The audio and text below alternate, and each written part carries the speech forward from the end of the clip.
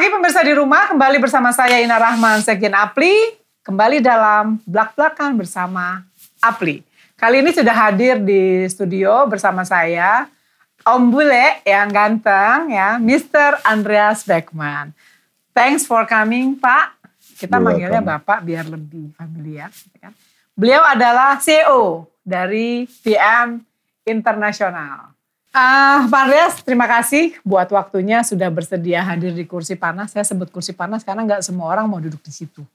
Nggak ada masalah. Nggak ada masalah. Okay. Kita suka panas. Oke. Ini Bapak sudah tinggal di Indonesia berapa tahun, Pak?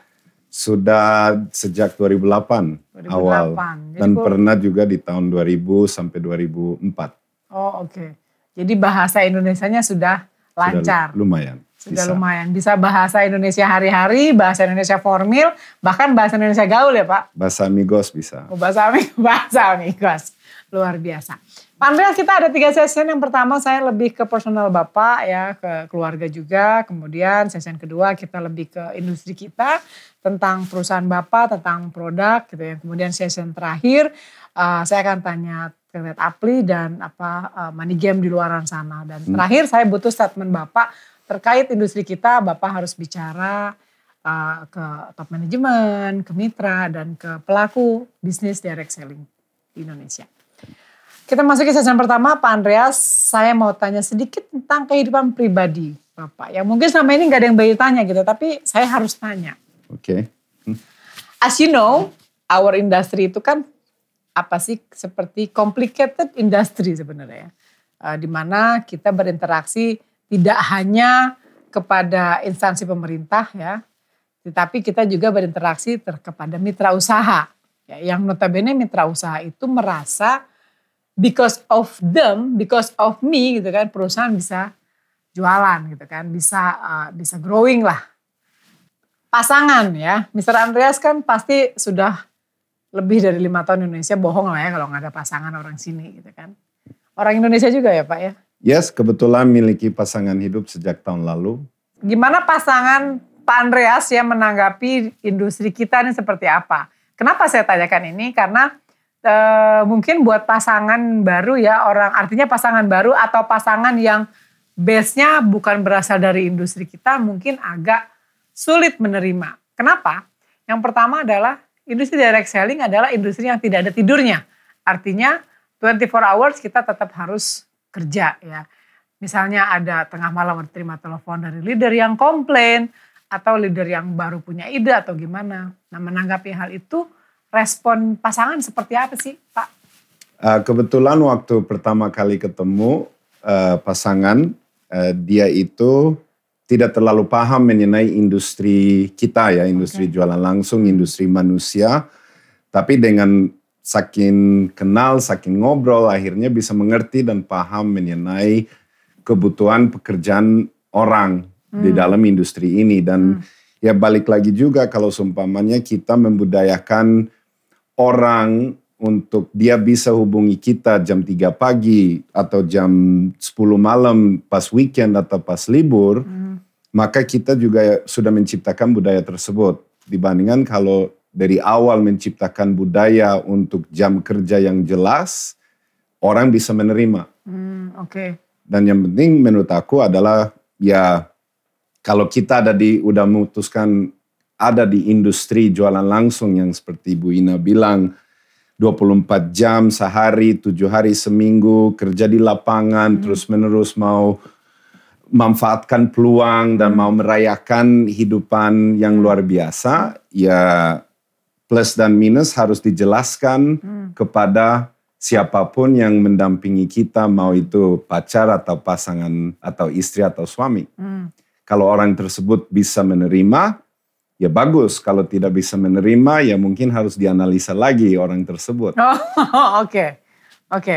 Ini kan sepengetahuan saya PM Internasional ini perusahaan Jerman ya Pak ya? Ya, ada perbedaan. Satu-satunya perusahaan jualan langsung di Indonesia yang berasal dari Jerman saat ini. Oh oke, itu ada perbedaan waktu kan Indonesia dengan Jerman? Ya, Berapa jam? 5-6 jam tergantung ya daylight savings time atau tidak. Tapi dengan pusat kita di Jerman, terus ada pusat juga di Luxembourg, terus kita juga miliki pusat di Amerika sama juga di Singapura. Ya otomatis kita ikutin office hours. Kan? Ya, meeting secara internasional pasti ikutin time zone yang berbeda-beda. Ada yang pagi banget, ada yang malam banget. Nah itu pasangan gimana menanggapinya tuh Pak? Gak ada masalah sama sekali. Dia oke ya dengan kadang dia tidur tapi Bapak masih harus meeting atau Zoom atau apa, dia gak ada masalah? Gak ada masalah. Luar biasa ya, kayak challenge banget jadi pasangan Bapak gitu ya. Mungkin bukan karena industri tapi karena orangnya. Oke. Kalau weekend Pak sering ketemu member, mitra gitu? Kita kalau weekend ya dengan kondisi COVID kebanyakan aktivitas secara online. Sekarang kalau transisi pandemi mau jadi endemi atau mau selesai ya itu ada transisi dari hanya online ke hybrid ya. Jadi offline dan online. Dan kita punya acara sudah ditentukan jadwal. Jadi jadwal kita dari segi acara, buat prospek atau buat member, acara pelatihan dan lain-lain itu selalu di hari dan jam yang sama setiap minggu, setiap bulan. So itu kalau kita ngomong weekend, kebanyakan weekend sebenarnya tidak ada kegiatan oleh perusahaan. Dan kalau seumpamanya ada undangan dari leader karena mereka lakukan kegiatan, ya saya lihat juga mengenai apakah dari segi agenda saya dan aktivitas saya memungkinkan atau tidak. Atau apakah bisa dari staff saya yang mensupport. Pernah nggak ada ya seperti ada perbedaan pendapat terkait waktu dengan pasangan Pak?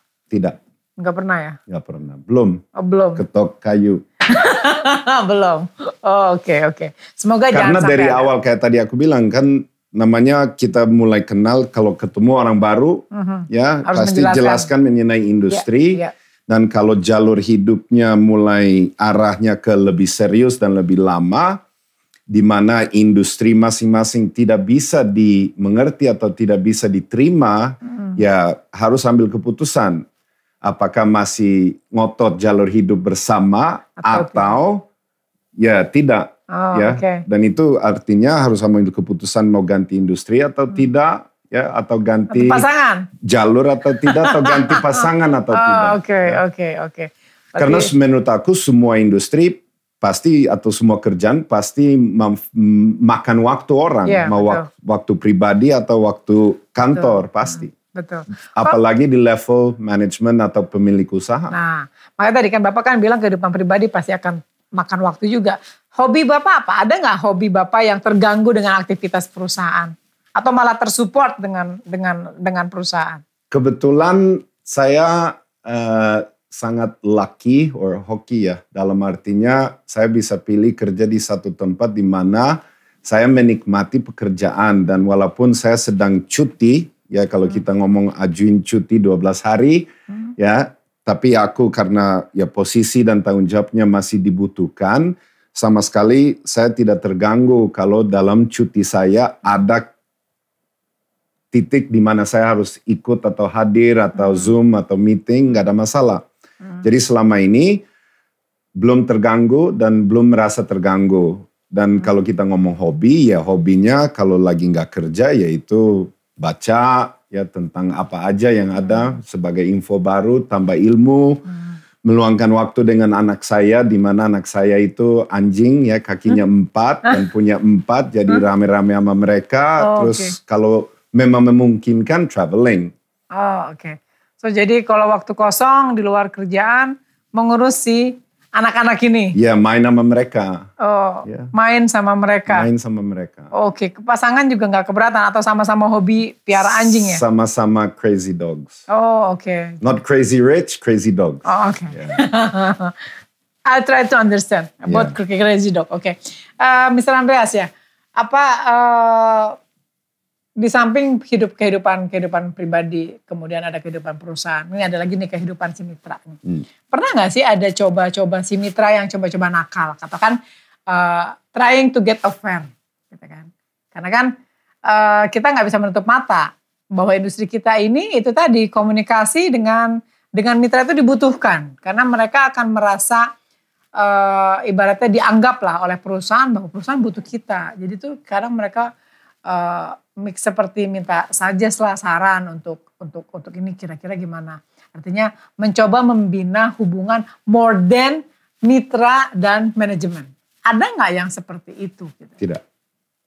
Belum pernah ada atau memang menutup diri atau membentengi diri? Memang dari segi kalau kita lihat sejak punya pasangan sangat jelas dan memang fokusnya kepada apa yang penting di dalam hal ya kepentingan adalah bagaimana supaya mitra bisa tercapai tujuan dengan menggunakan produk atau jasa atau perusahaan yang dia telah milih sebagai mitra usaha dan itu fokusnya dan memang ya kita juga pastikan untuk supaya clear hubungannya adalah hubungan bangun sesuatu di Indonesia. Profesional Ya, relation kalau kita lah ya. ngomong ketawa, ketemuan, kumpul makan, tapi ya that's normal, ya kan? Tapi pasti selalu ada namanya boundaries. Jadi selama ini ketok wood lagi, no problems, no issues, karena fokusnya adalah ke hal yang jauh lebih penting. Oke. Jadi aman lah ya. Aman 100%. Oke, mungkin karena juga perbedaan sikap ya. Kalau orang Indonesia kan mungkin lebih luas dan lebih kita lebih membuka diri gitu. Karena kan budaya kami kan budaya timur ya, Mr. Andreas. Jadi itu kadang apalagi perempuan ya, kadang suka ngerasa baper, pengen lebih diperhatiin sama manajemen gitu kan. Padahal bisa tidak harus seperti itu. Mungkin karena bukan orang asli sini gitu ya, mungkin bisa lebih saklek ke mitra gitu. Menurut aku itu berlaku buat semua orang di seluruh dunia, semua warna kulit, semua agama, semua budaya. Karena saya walaupun bukan orang Indonesia pernah tinggal di 30-an negara berbeda dari semua warna kulit, semua agama, semua kepercayaan ya di mana semua manusia sama persis.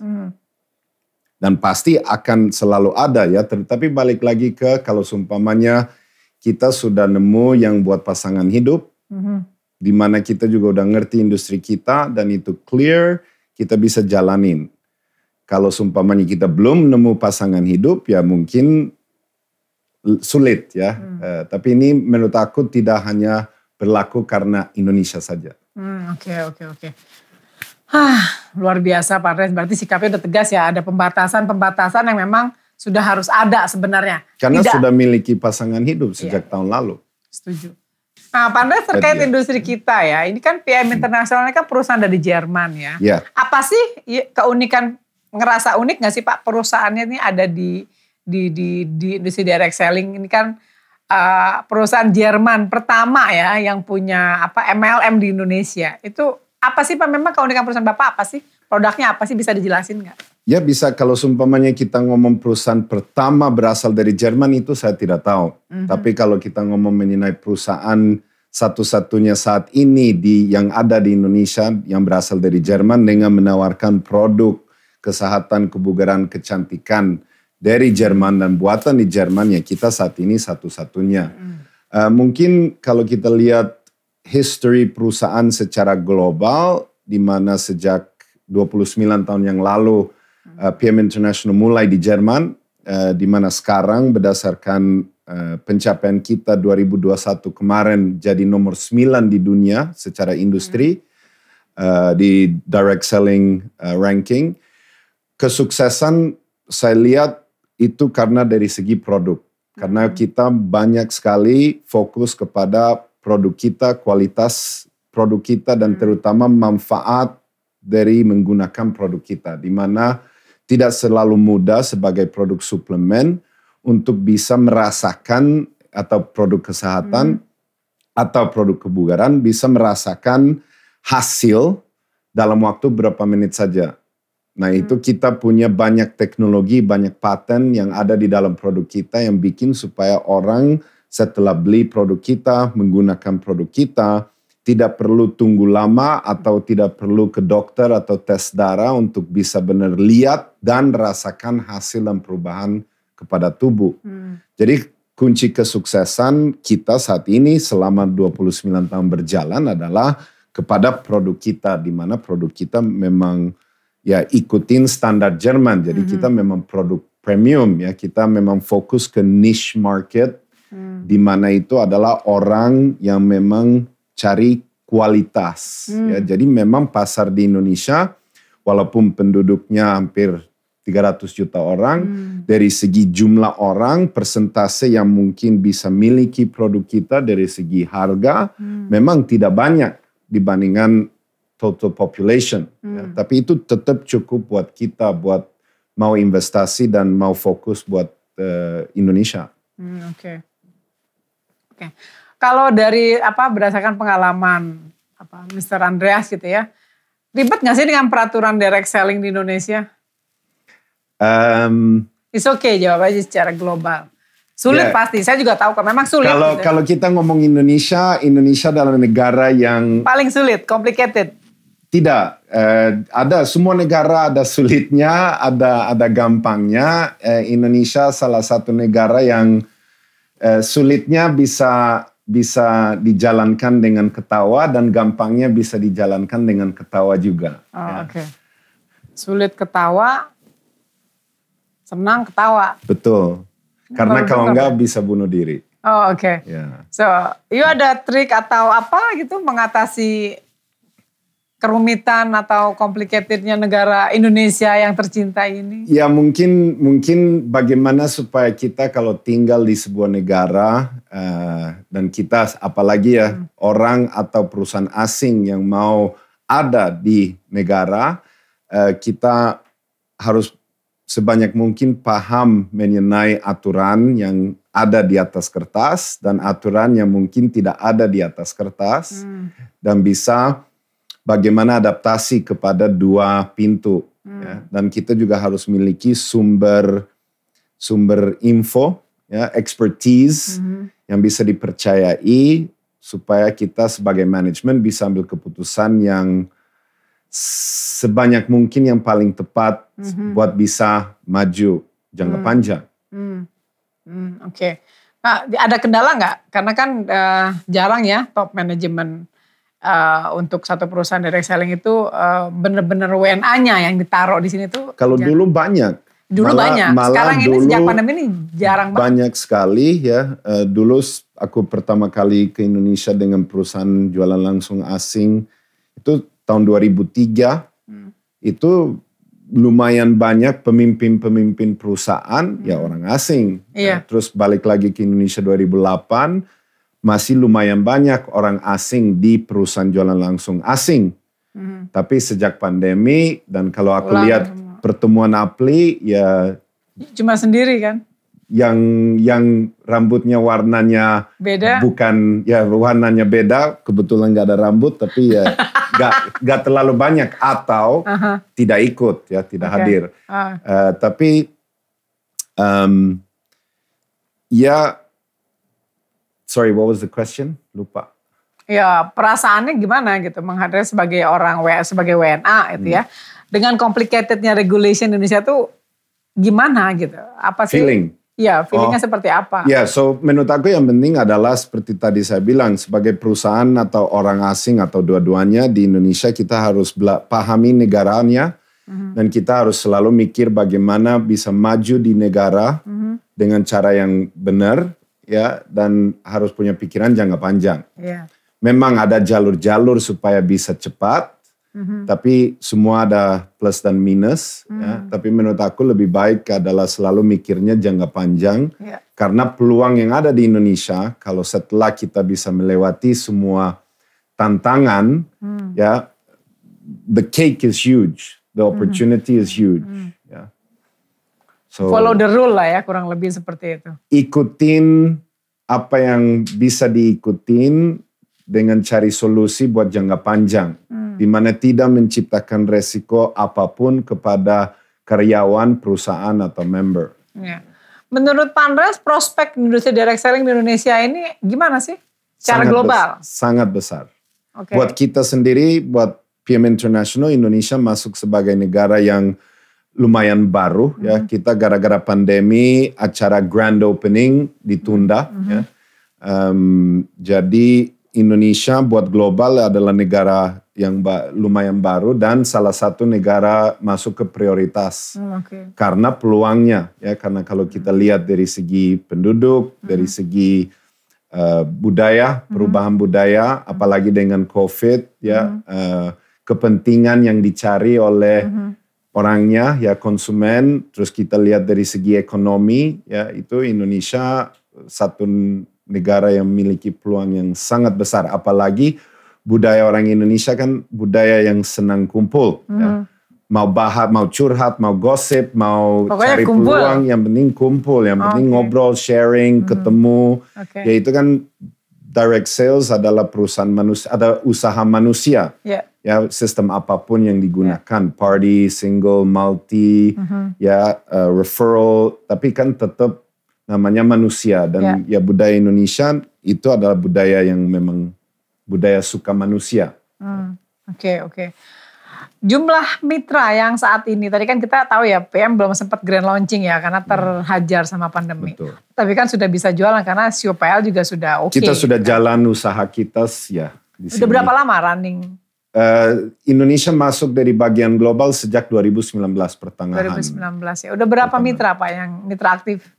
Tergantung bagaimana didefinisikan aktif ya, tapi kita di Indonesia sudah bisa ngomong ribuan, tapi masih sangat sedikit dibandingkan peluang pasar yang ada. Karena peluang pasarnya kan puluhan juta right, dengan harga yang kita miliki. Berarti kesempatan, opportunity itu masih terbuka lebar dong buat masih PM. Sangat besar buat kita dan masih sangat besar buat siapapun yang main di Indonesia karena mungkin perusahaan berbeda punya target market yang berbeda. Betul. Kita sangat jelas mengenai target market. Target marketnya PM apa sih Pak? Premium customer. Jadi contoh orang yang miliki mobil Jerman ya udah jelas orang yang tahu kualitas ya. So siapapun yang ada di Indonesia yang senang dengan Mercy atau BMW atau Audi ya atau mobil lain ya Volkswagen ya yang tahu mengenai kualitas, yang cari kualitas itu adalah orang yang pasti kita akan lihat sebagai calon untuk dikenalkan produk kita karena orang itu pasti cari kualitas.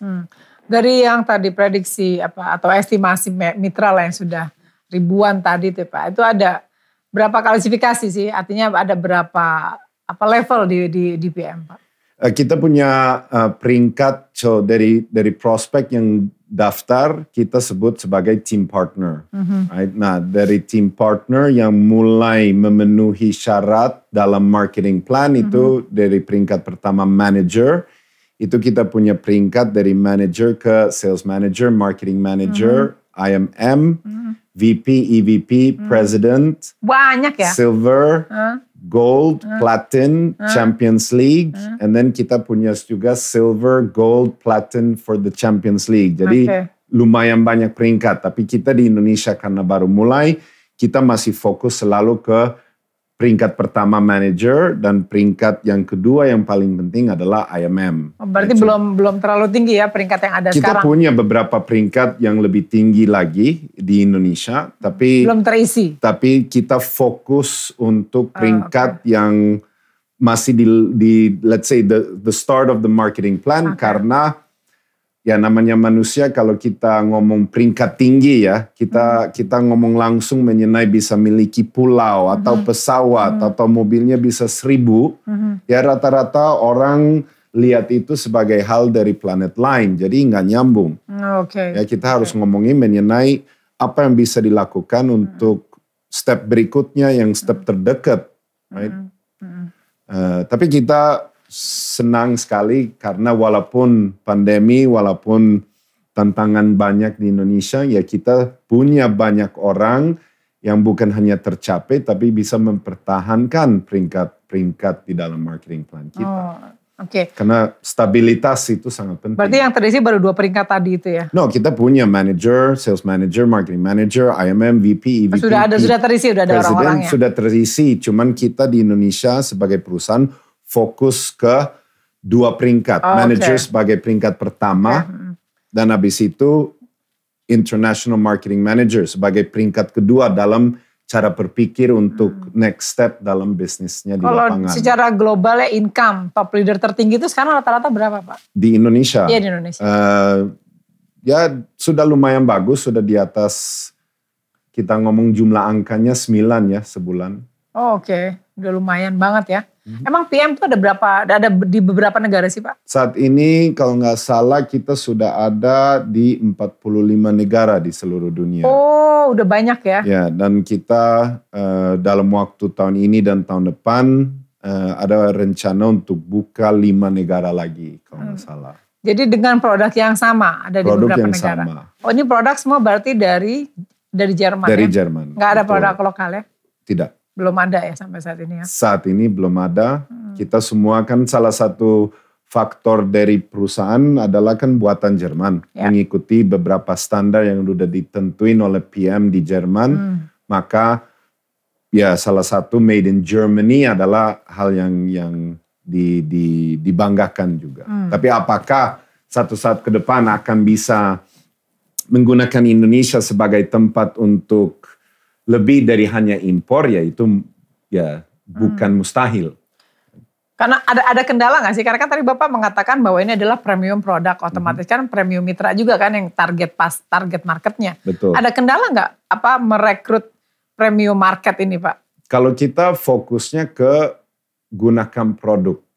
Jadi kita tidak terlalu banyak fokus ke namanya recruitment. Lebih ke cari user ya? Kalau kita fokusnya ke memperkenalkan produk. So okay. contoh di negara lain ya, itu banyak sekali yang sudah menjadi top leader di level global, di mana mereka jadi orang yang menggunakan produk kita sebagai user, retail customer, beberapa tahun. Dan dari cinta kepada produknya dan hasil dari menggunakan produknya, mulai secara natural cerita tentang produknya kepada orang-orang yang dia kenal, ya orang-orang di sekitaran dia, di mana mereka jadi penasaran, mau coba, dan setelah coba tanyakan orangnya bagaimana bisa miliki, di mana dia tanpa mikirin bisnis akhirnya menjalankan sebuah bisnis, dan setelah lihat ternyata melalui kasih orang coba produk udah bisa bangun bisnis, maka mulai belajar tentang bisnis. Okay. Jadi kebanyakan leader kita adalah orang yang gak pernah mikirin bisnis dari awal. So pas kita ketemu prospek or calon customer siapapun, kita gak ngomongin bisnis. Oh, kita ngomonginnya fokus ke karena orang keluar duit, lebih keluar duit karena mau beli sesuatu, mau itu barang atau jasa. Nah kalau kita keluar duit tapi ngomongin bisnis, padahal orangnya yang keluar duit mikirin produk atau jasa kan gak nyambung. Gak nyambung. Dan semua kesuksesan perusahaan apapun itu berdasarkan produk. Lihat Apple. Mereka kan kesuksesan mereka jadi salah satu perusahaan terbesar di dunia. Bukan karena jumlah produknya banyak, tapi karena user apa orang bisa mengalami setelah beli sebuah produk. Ya, right? Betul. Produk best sellernya apa Pak? Saat ini secara global Activise adalah produk terlaris di dunia. Ya, Activise, betul. Oke, ini produk buat apa nih? Klaimnya memelihara kesehatan tubuh aja nih Pak. Itu adalah klaim standar BPOM, I know. Yang berlaku di Indonesia. Tapi kalau secara global kita ngomong mengenai produk ini dengan namanya Activise, ya, mengaktifkan tubuh dan otak kita. So fokusnya ke power, energy, and concentration. Oh oke. Ini apa yang di ini? Fitline? Fitline adalah merek produk kita. So perusahaan namanya PM International. Produk kita itu di brandnya Fitline. Di brandnya, oke. Ya, betul. Oke, semua ya. Jadi ini best sellernya masih ini aja nih Pak? Itu best seller. Right? Kalau kita ngomong mengenai number one yang paling puter di seluruh dunia, Activise. Oh oke, luar biasa. Ini khasiatnya apa sih Pak? Selain klaim memelihara khasiat, manfaat produk ini apa? Ya, power, energy, and concentration. Power energy, itu memang real, klaimnya seperti itu. Ini kan saya baca cuma memelihara kesehatan tubuh, ini kan klaim standar. Ya kan itu kan hasil dari coblosan di Indonesia. Oh, oke.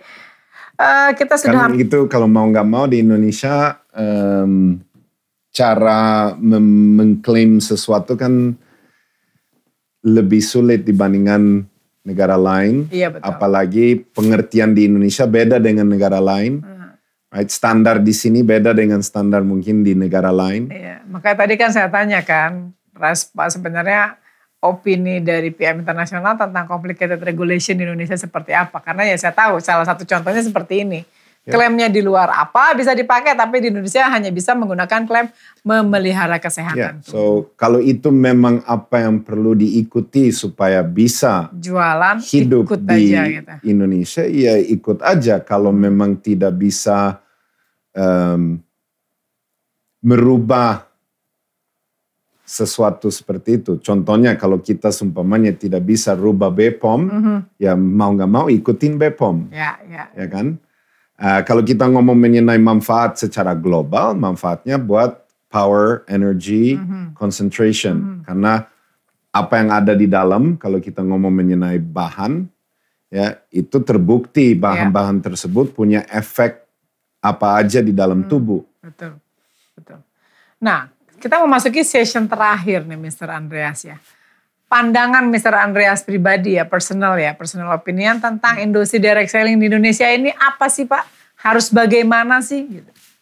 Kalau kita memang lihat industri jualan langsung adalah industri yang bisa merubah kesempatan or let's say merubah kondisi kehidupan orang secara langsung. Mau sebagai manajemen atau sebagai member, kita bisa pengaruh ke hidup orang lain secara langsung dari segi produk, jasa atau peluang. Yang penting adalah pastikan supaya kita berada di satu perusahaan yang memang clear mengenai apa yang kita nawarkan, apa yang kita bisa dapatkan, bagaimana hitungannya berdasarkan bisnisnya, dan apakah kalau kita memang mikir adalah bisnis yang masuk akal. Karena kalau seumpamanya MLM, persepsi di lapangan adalah skema piramida, right? Dan aku ngomong sama orang pendidikan tinggi pun, kalau kita ngomong MLM, mereka langsung mikir pyramid. Dan pyramid adalah kan bentuk segitiga, karena ya kalau kita ngomong Ponzi scheme terkenal secara global atau secara Indonesia kan kalau dipikirin semuanya jadi segitiga, makanya jadi pyramid scheme. Ya, dan memang banyak, salah satu kelebihan dan kekurangan di Indonesia adalah orang hanya mikirin hari ini dibandingkan besok. Orang mikirin bagaimana bisa dapat apa yang diinginkan secara cepat tanpa mikirin efek samping kepada orang lain. Atau kepada diri sendiri jangka panjang. Makanya saran saya adalah kalau sudah nemu sebuah perusahaan di mana produk, jasa, budaya itu jelas dan cocok, tidak perlu lihat kepada penawaran-penawaran yang ada di luar sana yang menjanjikan dengan investasi yang tidak masuk akal, mendapatkan penghasilan yang lebih nggak masuk akal lagi, apalagi instan, dan lihat itu cara kerja tersebut merugikan bukan hanya diri sendiri, tapi orang lain. Karena MLM atau jualan langsung buat saya yang benar itu tidak ada negatifnya. Menurut persepsi Bapak, tapi kan ternyata di lapangan ini kan banyak mitra-mitra yang tergoda dengan investasi ilegal, dengan pengen cepat dapat untung, bonusnya besar, sehingga muncul kasus investasi ilegal, money game gitu kan. Itu sangat disayangkan. Menghadapi hal ini itu ya, Bapak sebagai salah seorang top manajemen di perusahaan, itu apa yang sebaiknya perusahaan lakukan untuk mitra yang mengalami hal ini? Kalau menurut aku tidak perlu berusaha perbaiki atau merubah seorang kriminal jadi tidak kriminal karena kita tidak digaji untuk lakukan itu. Ya, karena kalau kita ngomong money game, it's criminal activity. Ya, walaupun yang dijanjikan secara verbal, tapi tidak, if it's not legal, it means it's illegal. Sebagai manajemen, saya tidak lihat ke hal itu. Saya nggak fokus ke sana, dan kalau saya nemu orang yang memang lebih penting buat dia adalah penghasilan besar instan dan dia nggak peduli, aku juga nggak mau dia gabung di saya. Oke. Dan karena jumlah orang yang ikut aktivitas kriminal atau illegal lebih sedikit dibandingkan jumlah orang yang cari sesuatu yang benar. Betul.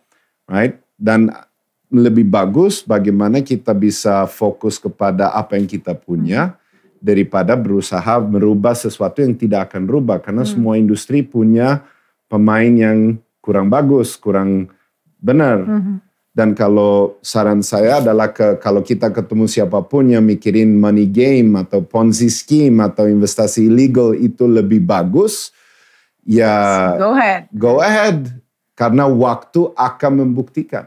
Ya, right? agree. Karena buat aku, buat apa punya penghasilan 1 kali 100 juta cepat dan merugikan banyak orang yang mungkin akan doain terburuk buat kita selamanya. Yeah. Di mana 100 juta juga cuma kacang dibandingkan punya 20 juta sebulan selamanya. Oke, Ya, pikirnya jangka panjang dan tidurnya nyenyak. If ini cuma if ya. Kalau dari mitranya PM ada yang seperti itu, ada yang tergoda money game, tapi dia sudah jadi mitra PM, itu apa yang dilakuin apa? You kasih choice atau gimana? Kalau saya sumpamanya ketahuan ya, ada leader, contoh Bu Ina, leader atau cuma mitra? Leader, for example. So let's say contoh Bu Ina adalah salah satu leader buat kita, di mana kita tahu Ina seharusnya fokus bangun bisnis secara benar dengan kita.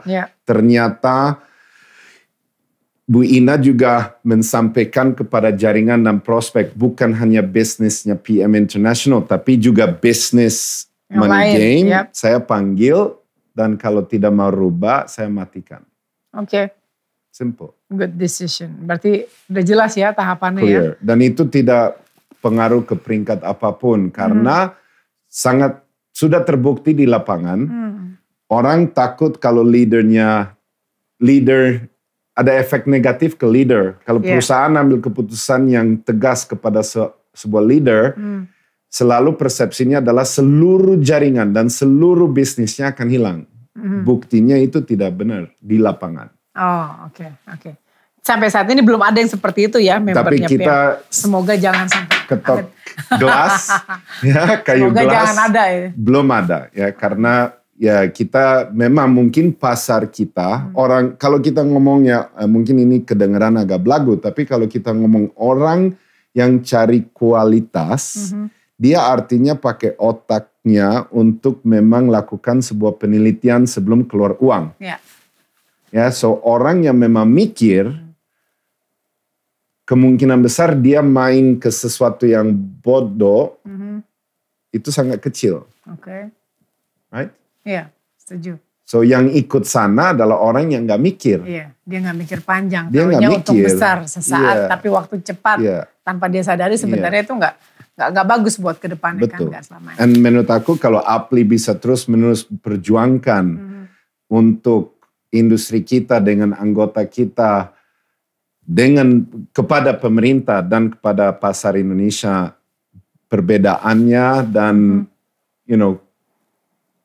mensampaikan atau mendorong dan mendukung yang benar dan yang positif ya, dan yang legal, itu itu sangat bagus. Iya, itu salah satu saran buat Apli gitu ya. Ada keinginan lain nggak sih dari pribadi Bapak terhadap Apli? Apli ini harus gimana sih sebenarnya terhadap anggotanya? Menurut aku kalau sumpamanya sebagai sebuah asosiasi, kita bisa lebih aktif mendukung kebutuhan anggota dengan hal yang bisa diukur, ya, so quantitative and qualitative KPIs yang bisa memang bilang udah tercapai, udah nyata.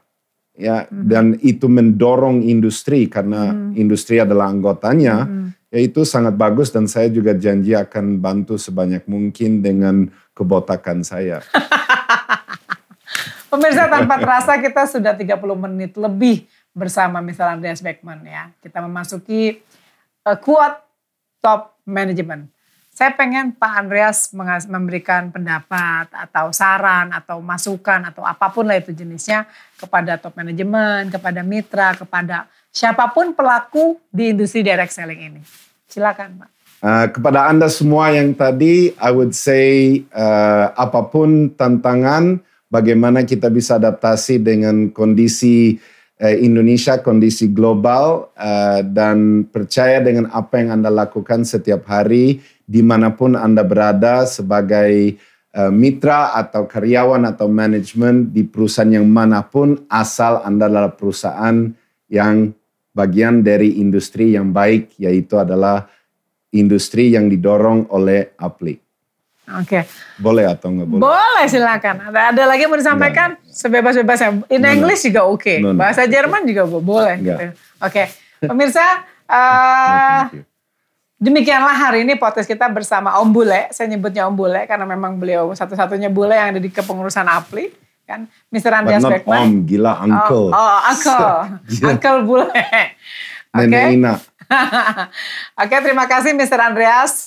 Thanks for coming today to share, to discuss. Thank you very much for having me. Oke, semoga apa yang disampaikan Mr. Andreas, karena perusahaan yang unik ya, dari Jerman, produknya semua dari Jerman, premium produk, target marketnya juga premium, punya keunikan sendiri, how to recruit member ya tentunya ya, atau bikin orang percaya terhadap manfaat dari produk itu luar biasa. Semoga semuanya hari ini disampaikan beliau bermanfaat buat kita semuanya. Dan sekali lagi terima kasih. Thank you juga. Oke, dan selalu semangat pagi. Terima kasih. Thank you.